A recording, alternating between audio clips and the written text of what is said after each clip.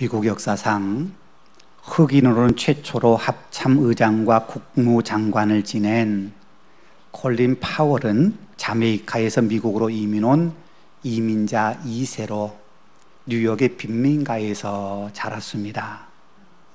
그는 고등학교 시절 너무 가난하여 학비를 충당하기 위해서 코카콜라 회사에서 시간당 90센트를 받고 아르바이트 일을 하게 됩니다. 그가 하는 일은 공장 청소를 하고 바닥에 흘러내린 코카콜라를 닦아내는 것이었습니다. 한 번은 50개의 콜라병이 든 상자가 터졌는데 아무도 그것을 닦아낼 생각을 하지 않습니다. 그때 어린 콜린 파월이 바닥에 꿇어 엎드려 콜라를 열심히 닦았습니다. 그 쏟아진 많은 양의 콜라를 혼자서 묵묵히 닦고 있는 모습을 보고 있던 관리자가 그를 보고 칭찬을 합니다. 학생, 참 열심히 일하는군. 자신이 쏟은 것도 아닌데 이렇게 내 일처럼 성심성의를 다하다니. 그때 콜린 파월은 이렇게 대답했습니다. 저는 제가 하는 어떤 일에서든지 최고가 되기로 마음먹었습니다. 이렇게 일할 수 있는 기회를 주셔서 감사합니다. 그 다음에 여름, 그가 아르바이트를 위해서 다시금 코카콜라 공장을 찾아갔을 때 관리자는 그를 알아보고는 바닥 청소 대신에 음료 주입기를 맡겨 주었습니다. 거기서 성실히 일하는 그의 모습을 보고 관리자가 그 여름을 마감할 때에는 음료 주입팀의 부책임자로 그를 승진시켜 줍니다. 돈을 벌기 위해서 늘 아르바이트를 하다 보니까 학교 성적은 항상 하위권에 머물렀지만 그에게는 남들이 갖지 못한 장점이 있었습니다. 누구보다도 정직하고 성실하게 일했고 어떤 시련 앞에서 좌절하지 않고 자신이 하고자 하는 일을 끝까지 이루는 강한 신념을 가지고 있었다는 겁니다. 그가 그렇게 모든 일에 성실하게 일한 이유가 있습니다. 그것은 세 사람의 일꾼이라고 하는 이야기를 그는 항상 그의 마음에 품고 있었기 때문입니다. 세 사람의 일꾼 이야기는 이렇습니다. 세 명의 일꾼이 같은 직장에서 일을 하는데 그 중에 한 사람은 일은 하지 않고 삽에 몸을 기댄 채 언젠가 자신이 이 회사에 사장이 되리라는 말만 하고 있습니다. 두 번째 사람 역시 일하는 것보다 삽에 몸을 기댄 채 이 회사의 임금은 너무 적다고 불평하는 말만 합니다. 세 번째 사람은 남들이 쉬고 있는 시간에도 열심히 도랑을 파는 일을 합니다. 몇 년 후에 첫째 사람과 둘째 사람 여전히 삽에 몸을 기댄 채 자신이 사장이 되리라는 헛된 꿈만 꾸고 있었고 이 회사의 임금은 여전히 적다고 불평만 하고 있습니다. 그런데 세 번째 사람은 삽 대신에 지게차를 운전하고 있었습니다. 그리고 오랜 시간이 흐른 후 사장이 될 것이라고는 헛된 꿈을 꾸고 있던 사람은 머리가 허연 상태가 되었음에도 여전히 자신은 사장이 될 것이라고 한 말을 반복하고 있었고 임금이 적다고 불평했던 두 번째 사람 역시 여전히 임금이 적다는 불평만 하고 있습니다. 그러다가 원인 모를 사고로 장애를 입고 회사에서 퇴직을 해야 했습니다. 그런데 열심히 일했던 세 번째 사람은 그 회사의 사장이 되어 있었습니다. 이 이야기를 늘 마음에 품고 있던 콜린 파월은 자신이 하는 일을 누군가가 보고 있다는 마음가짐을 가지고 모든 일에 최선을 다했습니다.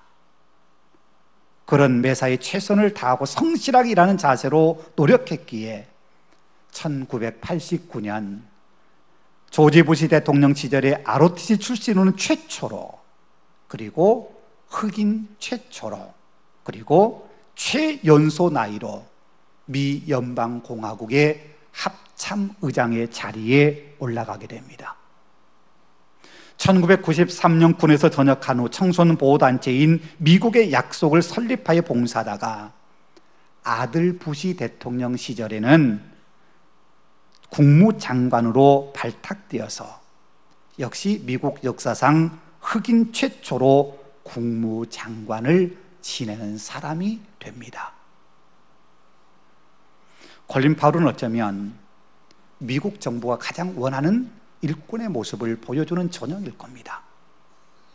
그렇게 여전히 인종차별이 심하던 그때에 그 어려운 유리천장을 뚫고 그 막중한 일들을 감당하는 자리에까지 올라가게 되었고, 사람들의 기대에 걸맞는 사람으로 일을 할 수 있었습니다. 그렇다면 여러분, 콜린 파월이 미국이 원하는 일꾼이었다면 하나님께서 원하시는 일꾼은 어떤 사람이어야 하겠습니까? 하나님께 당신의 교회를 위해서 일꾼을 세우실 때 어떤 사람을 세워서 당신의 뜻을 이루어 가시겠습니까? 하나님께서 우리 교회 은혜를 베푸셔서 우리 장로는 기도하신 것처럼 10월이 되면 우리 교회에 일꾼을 세우는 일을 우리가 하게 됩니다. 분명한 것은 하나님께서 우리 교회 일꾼을 세우시지만 그 일꾼은 우리 교회만의 일꾼이 아니라 하나님 나라를 세워가는 동역자로 하나님이 우리 교회를 통해서 그 일꾼을 세우실 겁니다.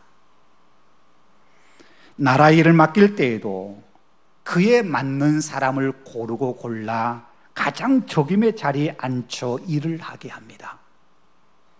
회사에서도 자기들이 요구하는 인재상을 설정해 놓고 그에 맞는 사람을 골라 일을 시킵니다.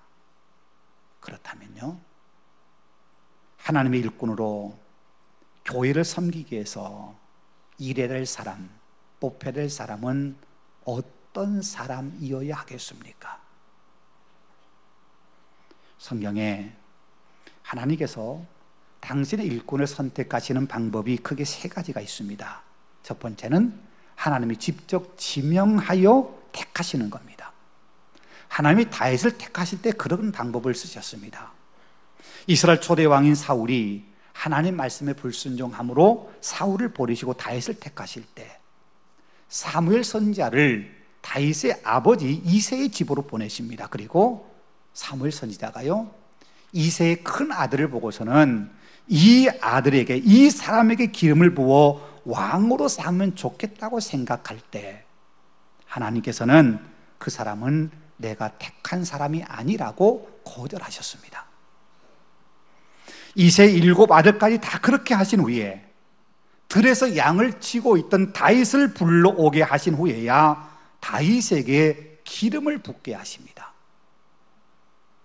다윗의 아버지 이새나 사무엘 선지자는 다윗이 아닌 그 형들 가운데 하나가 왕으로 세워지기를 원했습니다.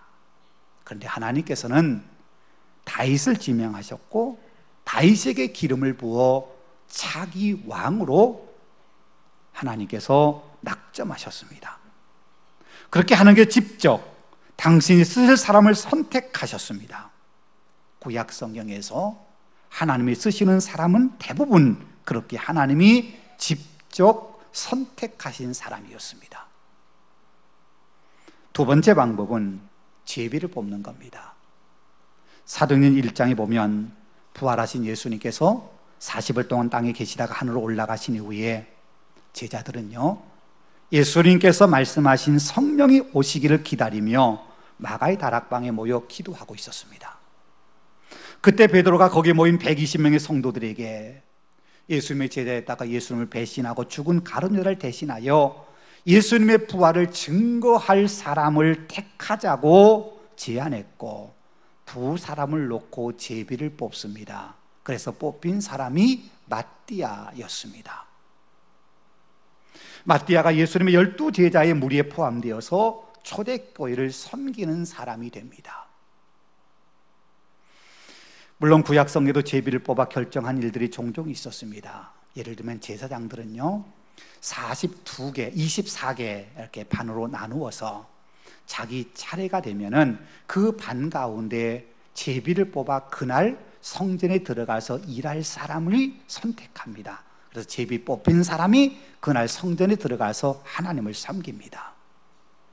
그런데 하나님의 일꾼을 세우는 일에 제비를 뽑아 선택하는 것은 어쩌면 초대 예루살렘 교회가 처음일 겁니다.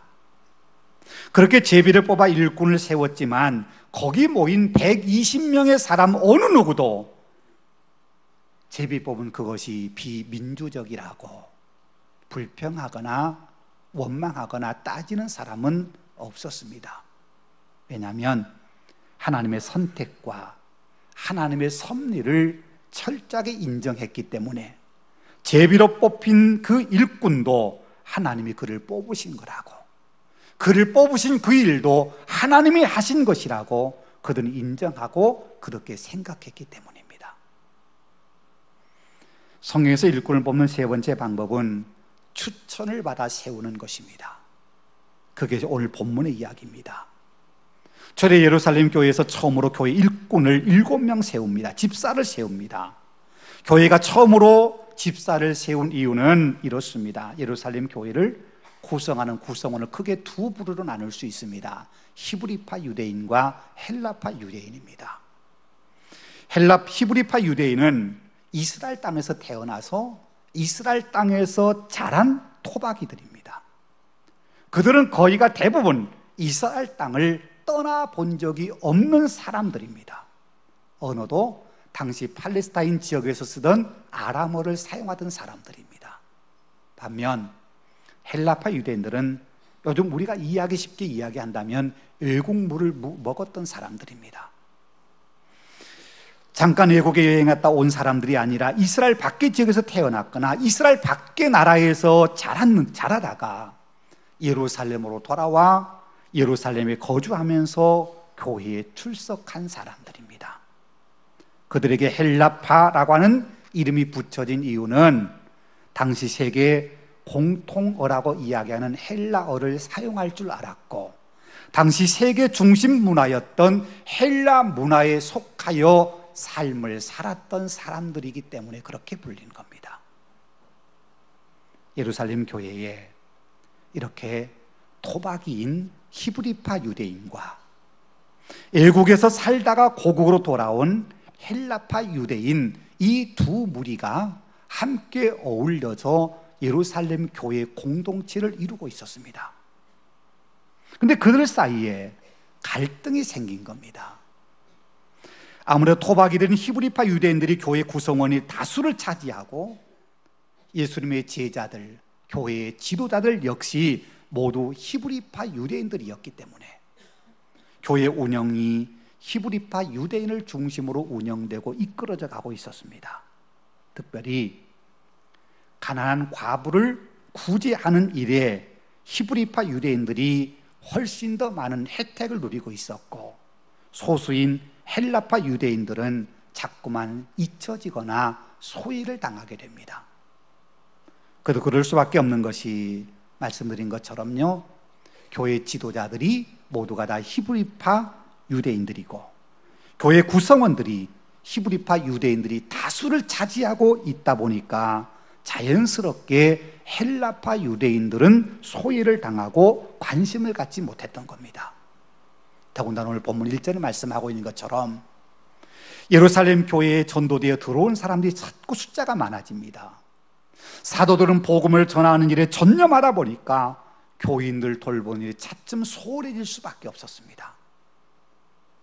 그러니 자연스럽게 헬라파 유대인들이 관심받게 사람들이 되어갔고 헬라파 유대인들의 과부는 구제의 대상이 자꾸만 소외됩니다. 그러니까 헬라파 유대인들을 중심으로 해서 왜 우리에게 관심 갖지 않느냐고, 왜 우리에게는 어려운 과부들은 구제에서 빠지느냐고 불평이 생겨나게 된 겁니다.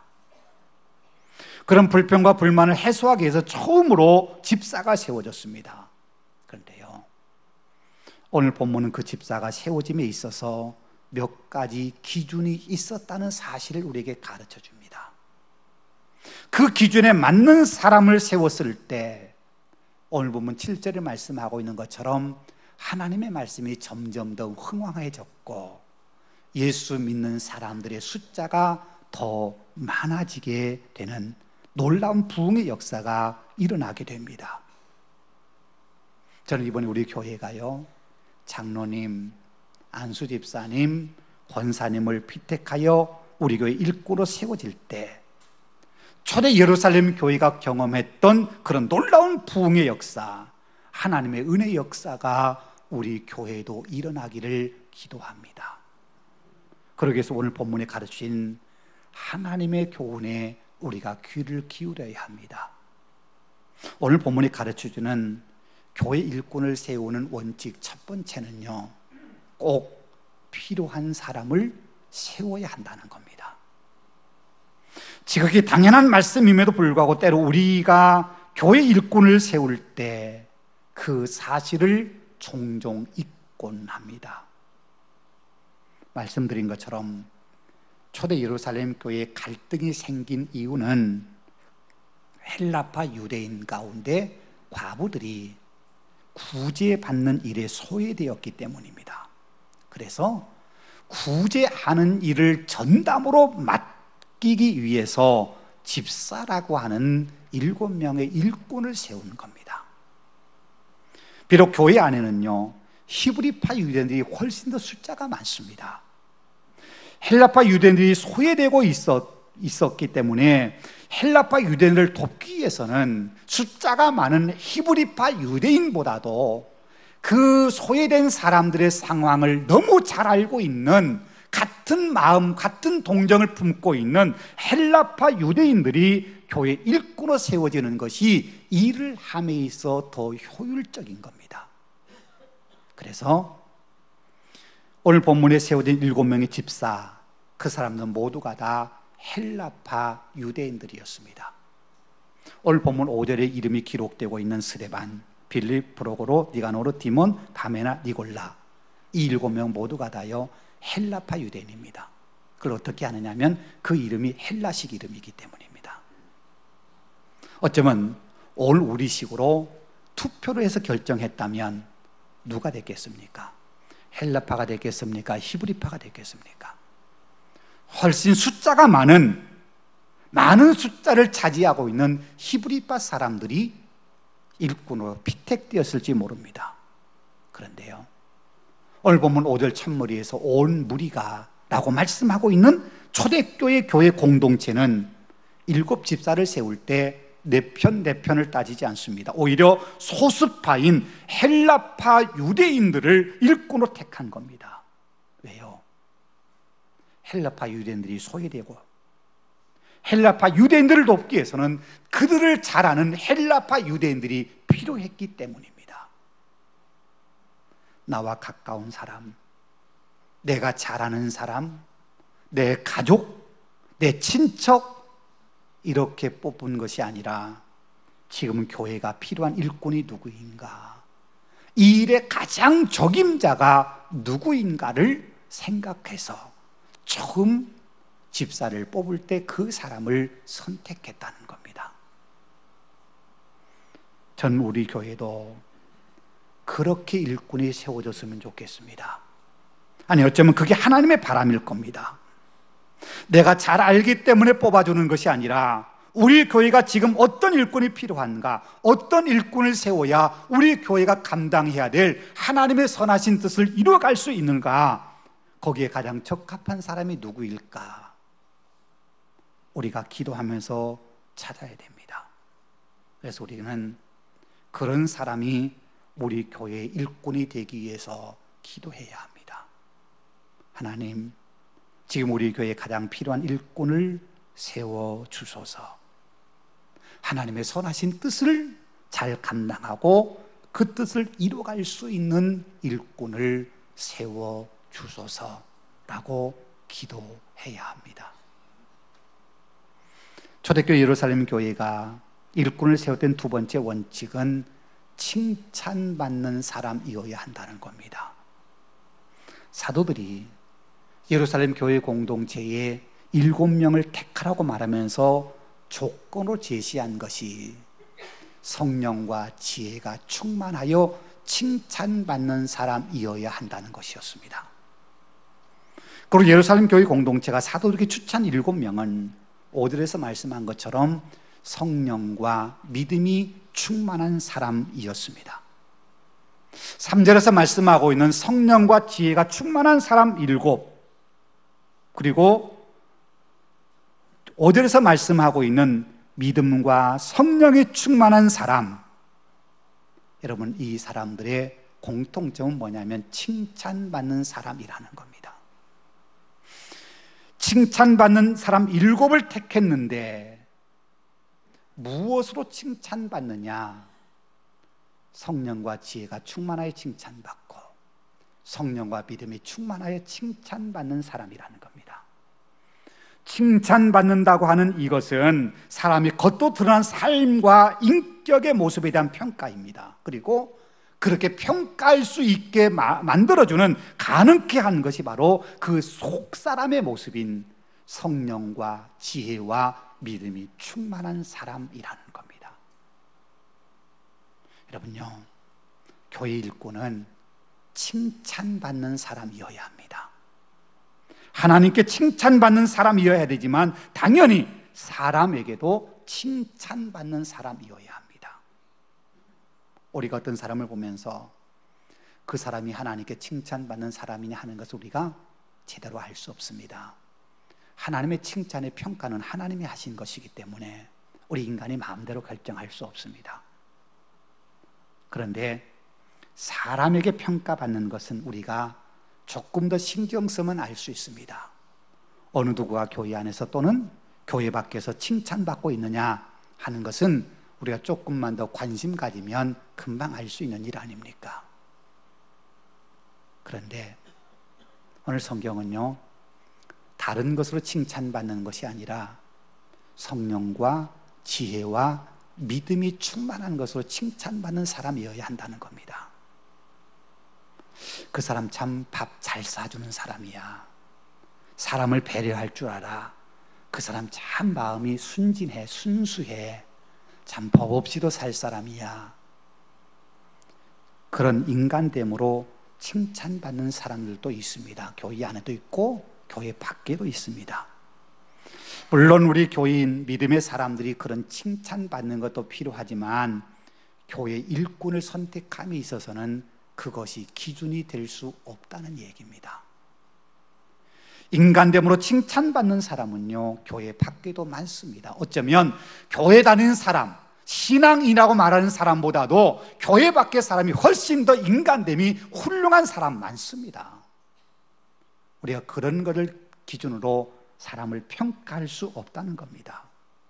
신앙인보다 더 매력 있고 신앙인보다 인간미가 넘치는 사람 교회 밖에 참 많습니다. 참 사람 좋은 사람이야. 교회 안 다녀도 그런 칭찬받는 사람 많습니다.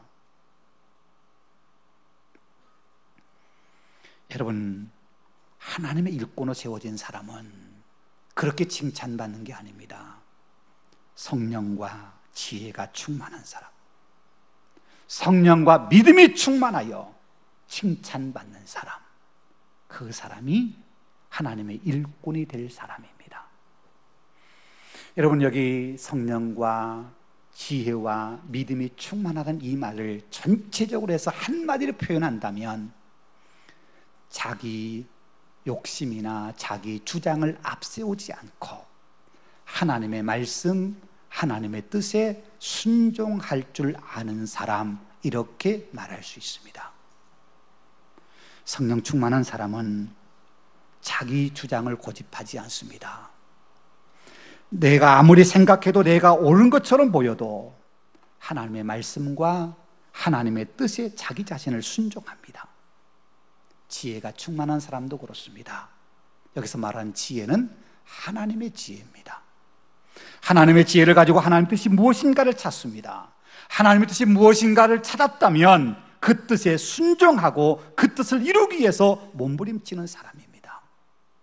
내 주장을 앞세우는 것이 아니라 하나님의 선하시고 기뻐하시고 온전한 뜻이 무엇인지를 찾아서 그 일을 하기에 힘쓰는 사람, 그게 지혜 있는 사람입니다.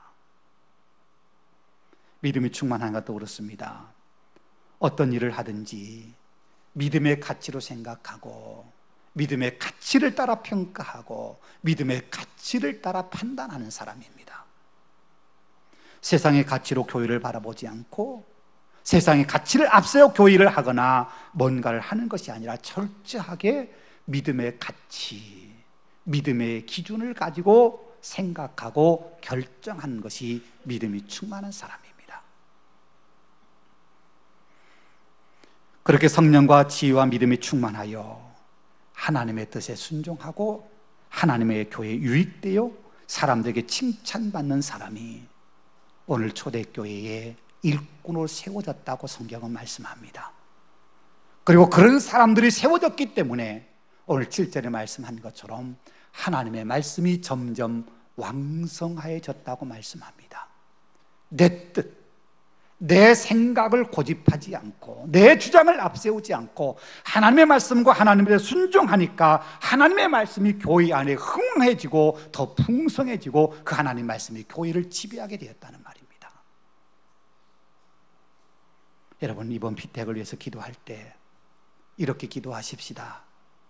세상에서 지위가 높은 사람이나 세상에서 많은 걸 가진 사람이 아니라 성령과 지혜와 믿음이 충만하여 하나님께 그리고 사람들에게 칭찬받는 일꾼을 세워주소서. 하나님의 뜻이라면 내 생각을 포기하고 하나님께 순종할 줄 아는 사람을 우리 교회 일꾼으로 세워주소서라고 말입니다. 조세 예루살렘 교회가 일꾼으로 세웠던 세 번째 원칙은 일할 수 있는 사람을 세웠다는 겁니다. 7 지사를 세우면서 사도들이 이렇게 말합니다.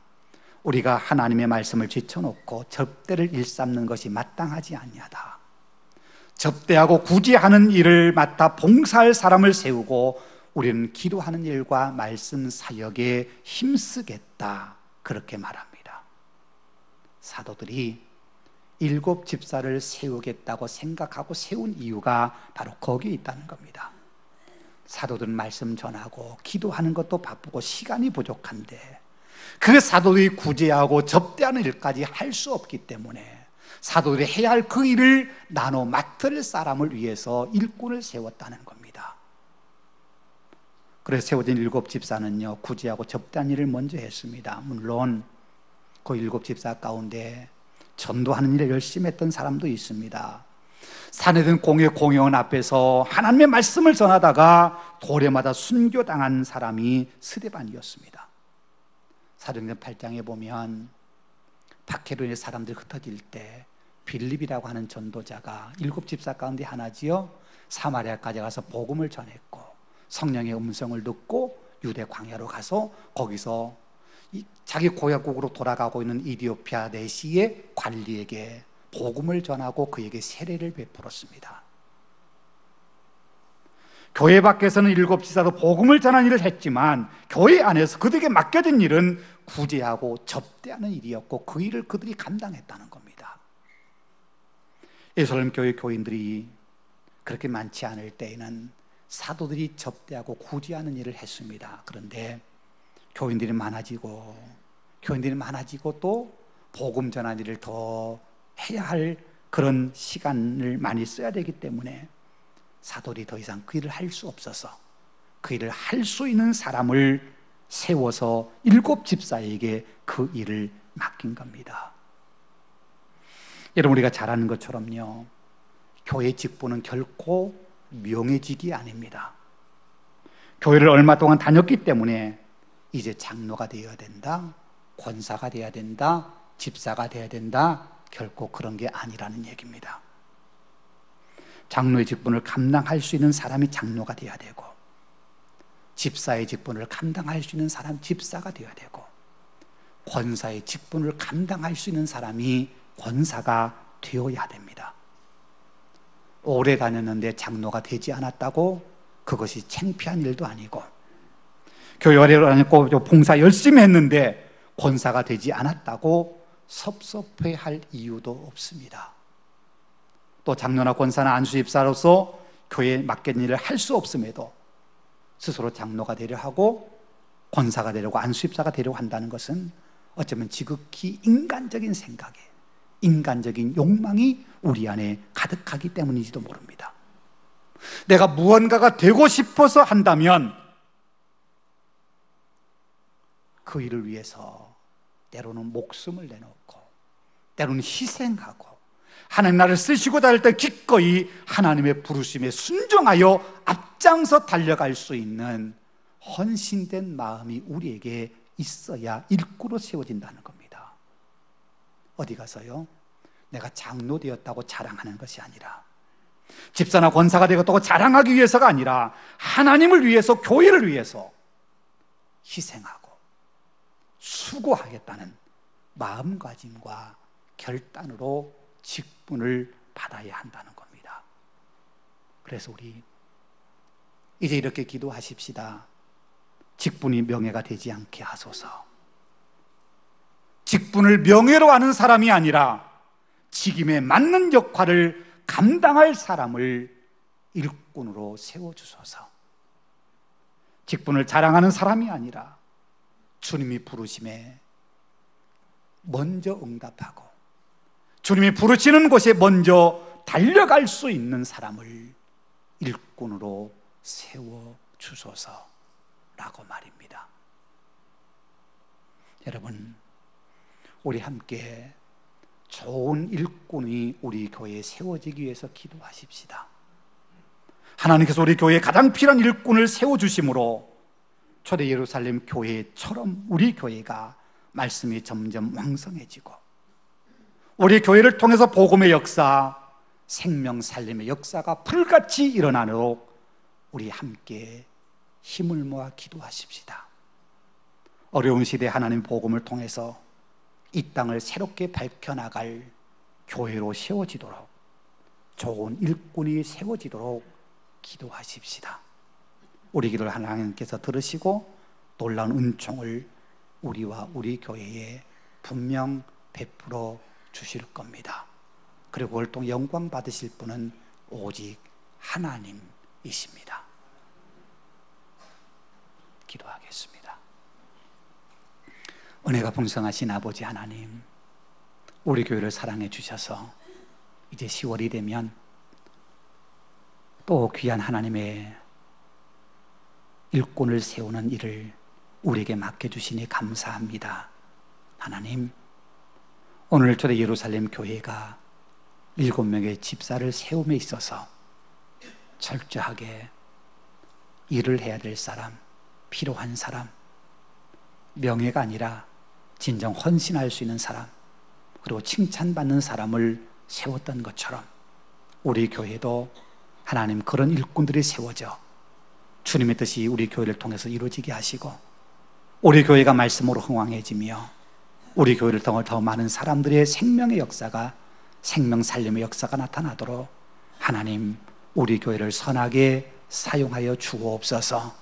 우리가 함께 기도하게 하시고 기도를 통해서 하나님의 선하신 역사를 경험하는 우리 모두가 되게 하여 주옵소서.